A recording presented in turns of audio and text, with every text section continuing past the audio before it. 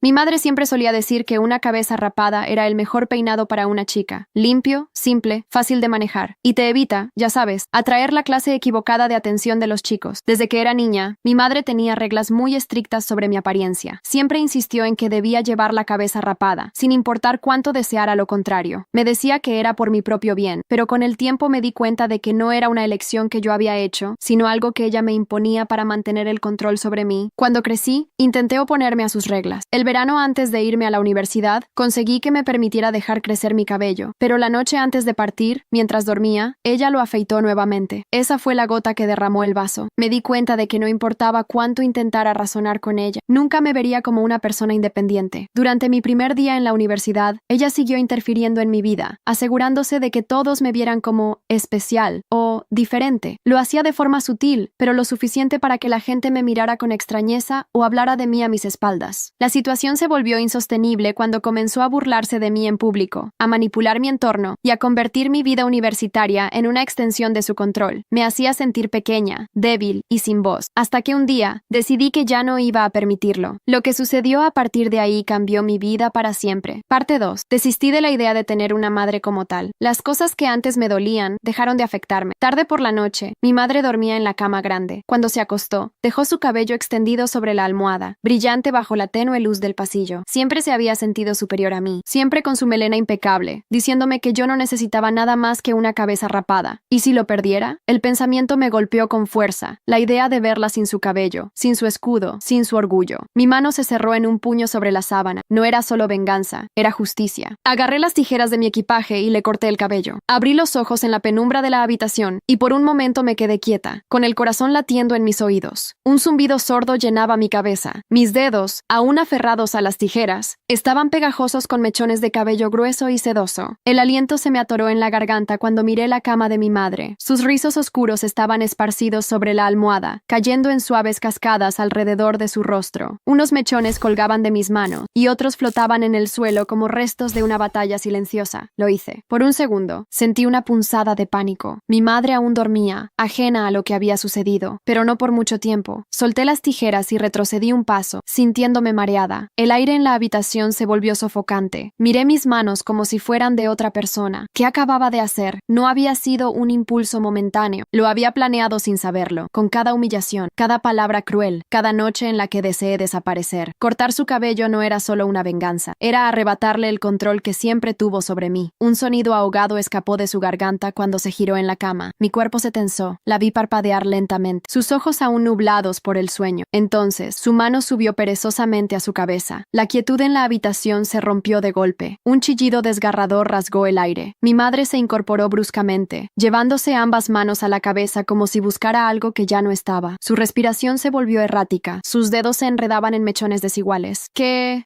me hiciste? Saltó de la cama como un animal herido, corriendo hacia el espejo más cercano. Yo no me moví, no intenté huir. Sabía que esta reacción vendría, y parte de mí estaba lista para enfrentarlo. Su reflejo mostró la verdad antes de que pudiera procesarla completamente. Su cabello, su orgullo, su gloria, reducido a una sombra de lo que fue. La furia en su rostro era algo que nunca había visto antes. Se giró hacia mí, los ojos encendidos de ira, y avanzó con pasos pesados.